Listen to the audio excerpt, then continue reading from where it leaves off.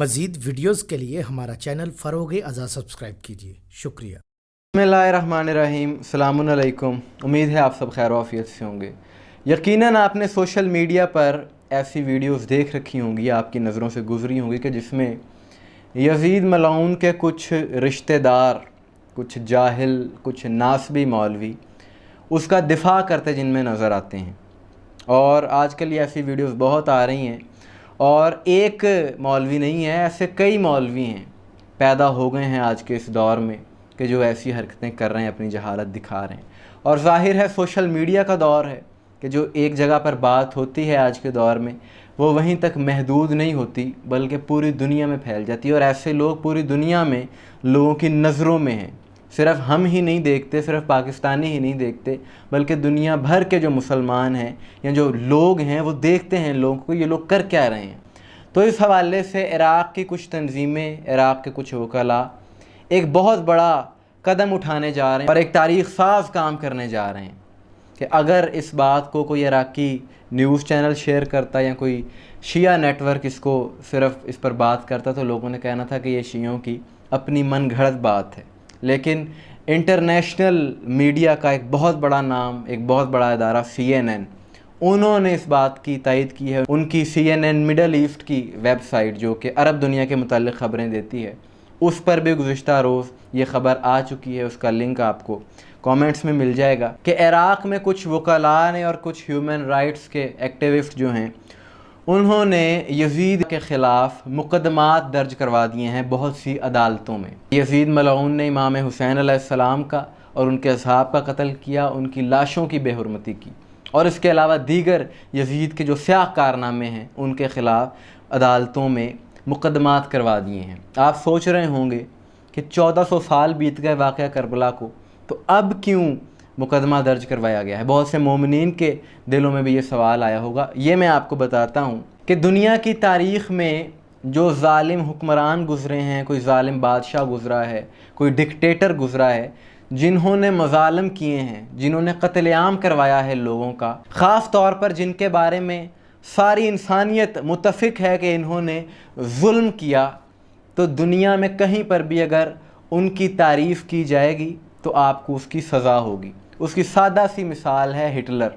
کہ یورپ میں اگر کوئی اس کی تائید کر دے، اس کی تعریف کر دے تو اس کو سزا ہو جاتی ہے. یہاں تک کہ اس کی تصویر لگانے پر بھی پابندی ہے. سوشل میڈیا پر اگر آپ لگائیں گے تو آپ کا اکاؤنٹ بین کر دیا جائے گا. اور اس کا مقصد کیا ہے کہ غیر انسانی رویوں کی تائید کرنے والوں کو روکا جائے. تو یہ مہذب معاشروں کا دنیا بھر میں شیوا ہے. لیکن افسوس یہ ہے کہ ہمارا اسلام کہ جو سلامتی کا دین ہے، اس میں کچھ ایسے ناسور موجود ہیں کہ جو اسی اسلام کے بانی حضرت محمد مصطفیٰ صلی اللہ علیہ وآلہ وسلم کے نواسے کے قاتل کے قصیدے پڑھتے ہیں. ان کو تعریف کرنے کے لیے ملتا ہی ہے تو وہ لعنتی ملتا ہے. ایسے لوگ یہاں پر موجود ہیں. تو ان کی زبانوں کو بند کرنے کے لیے یہ ایک بہت بڑا اقدام کرنے جا رہے ہیں عراق کے لوگ. خداوند عالم ان کی مدد فرمائے. ہماری مکمل تائید ان لوگوں کے ساتھ ہے کہ یہ اس لعین کے جرائم کو دنیا بھر کے سامنے لائیں گے اور ثابت کریں گے کہ وہ فاسق و فاجر تھا، قاتل امام حسین علیہ السلام تھا. اور اس کے بعد اس طرح کے جو یزید کا قصیدہ پڑھنے والے ہیں ان کی زبانیں بھی بند ہوں گی، ان کی زبانوں پر تالا لگے گا. اور یزید کی تعریف کرنے پر تو سزا ہونی چاہیے کہ یہ تو اہل سنت کی اپنی کتابوں میں درج ہے، اور اموی خلیفہ کے دور میں یہ عمل ہوا ہے کہ اہل سنت کا بہت بڑا نام علامہ جلال الدین سیوطی، ان کی کتاب تاریخ الخلفاء میں انہوں نے اپنی کتاب کے صفحہ نمبر 301 پر لکھا کہ عمر بن عبدالعزیز کے پاس ایک شخص نے یزید کا ذکر کیا اور اس نے کہا کہ امیر المومنین یزید نے یوں کہا. تو عمر بن عبدالعزیز نے کہا تو نے اسے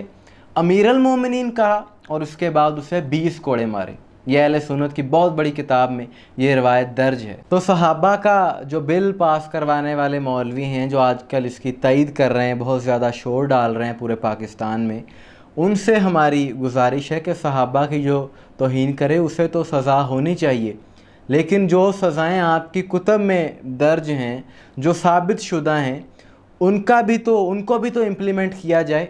کہ آپ کو چاہیے کہ آپ اس بل میں یہ لکھیں، سب سے پہلے اس بل کو شیعہ قوم قبول کرے گی اور بڑے خشوع و خضوع کے ساتھ قبول کرے گی اگر آپ اس میں یہ درج کر دیں کہ جو یزید کی تعریف کرے گا جو شخص، جو اس کو امیر المومنین کہے گا، جو رحمت اللہ کہے گا اسے، اس بدبخت کو، تو اس کے خلاف بھی کارروائی ہوگی، اسے سزا دی جائے گی، اسے 20 کوڑے لگائے جائیں گے۔ چلو کوڑوں کا رواج ختم ہو گیا تو اس کے جو برابر سزا بنتی ہے وہ دے دو، پھر اسے عمر قید دی جائے گی یا اس کے خلاف کوئی جرمانہ ہوگا۔ یہ چیز بھی اس بل میں آپ کو شامل کرنی چاہیے، لیکن یہ مولوی قیامت تک ایسا نہیں کریں گے، کیونکہ در حقیقت پس پردہ ان کا اپنا مقصد یہی کہ کسی طریقے سے یزید کو بچایا جائے، تو اسی لیے تو یہ اس طرح کی حرکتیں کر رہے ہیں۔ لیکن جہاں پر ایسے یزیدی عناصر کام کر رہے ہیں وہیں پر حسینی بھی ہیں دنیا میں کہ جو میدان عمل میں کام کر رہے ہیں، اور یہ ایک بہت بڑا کام ہے جو یہ کرنے جا رہے ہیں کہ اس کے ذریعے پوری دنیا میں یزید قاتل حسین ڈکلیئر ہوگا، ایک ظالم و جابر حکمران ڈکلیئر ہوگا، اس کے سیاہ کارنامے سب کے سامنے آئیں گے، اور اس کے جو ماننے والے ہیں ان کے منہ پر یہ لوگ کالک ملیں گے کہ یہ لوگ تو اس بدبخت کو ماننا چاہتے ہیں، منوانا چاہتے ہیں کہ جو نہ صرف قاتل امام حسین علیہ السلام ہے بلکہ شریعت محمدی کا پامال کرنے والا ہے، جسے ماں بہن بیٹی کی تمیز نہیں، کہ یہ بھی کوئی شیعوں کی بات نہیں، بلکہ علامہ جلال الدین سیوطی نے اپنی اسی کتاب تاریخ الخلفاء میں ایک باب لکھا جس میں انہوں نے لکھا کہ اہل مدینہ نے یزید کی بیعت فسخ کیوں کی، یزید کی بیعت کیوں توڑی، تو اس باب میں وہ لکھتے ہیں کہ یزید نے گناہوں کی بہت زیادتی شروع کر دی تھی، اور صحابی رسول عبداللہ بن حنظلہ بن غسیل نے روایت کی کہ ہم نے اس وقت تک یزید کی بیعت فسخ نہ کی کہ یہاں تک ہمیں یقین نہ ہو گیا کہ اب آسمان سے پتھر برسیں گے۔ نوبت یہاں تک آ چکی تھی کہ لوگ ماؤں، بیٹیوں، بہنوں سے نکاح کرتے تھے، شراب پیتے تھے، نماز وغیرہ کو چھوڑ دیتے تھے۔ تو یہ لوگ کہ جو آج یزید کی تائید کرتے آپ کو نظر آتے ہیں، ان کے اپنے کردار بھی پھر ایسے ہی ہوں گے، تبھی تو اس بدبخت کی تائید کرتے ہیں۔ لیکن جب تک دنیا میں ایک بھی حسینی زندہ ہے، کوئی بھی بدبخت یزید جیسے لعین کو لعنتوں سے نہیں بچا سکتا، کیونکہ اس کے مقدر میں ہی لعنتیں ہیں، قیامت تک کے لیے اس کے مقدر میں لعنتیں لکھ دی گئی ہیں، کیونکہ وہ قاتل امام حسین ہے، شریعت محمدی کو پامال کرنے والا ہے، اور ایسے شخص کی جو وکالت کرے گا وہ بھی لعنتوں کا ہی حقدار ہو جائے گا۔ اور یہ جو عراق کے لوگوں نے کام کیا ہے، تمام مسلمان حکومتوں کو چاہیے کہ اپنے اپنے ملکوں میں یہ بات نافذ کریں، تاکہ ساری دنیا کو یہ میسج جائے کہ جو اسلام کے ماننے والے ہیں، جو مسلمان ہیں، وہ بھی ظالموں کے خلاف ہیں، ظالموں کی تائید نہیں کرتے، کہ جب ویسٹ کے لوگ، یورپ کے لوگ یہ کام کر سکتے ہیں کہ جو ان کی تاریخ میں جنہوں نے انسانیت پر ظلم کیے ان کے خلاف اتنی قانون سازی ہو سکتی ہے، تو جو انسانیت پر ظلم کرے وہ تو الگ، جس نے نواسہ رسول کا قتل کیا ہو اس کی تعریف کرنے والے کے خلاف بھی یقیناً کارروائی ہونی چاہیے۔ آپ کی اس بارے میں کیا رائے ہے کمنٹس میں ضرور بتائیے گا۔ اس ویڈیو کو شیئر ضرور کیجیے گا، مجھے دعاؤں میں یاد رکھیے گا۔ السلام علیکم ورحمۃ اللہ۔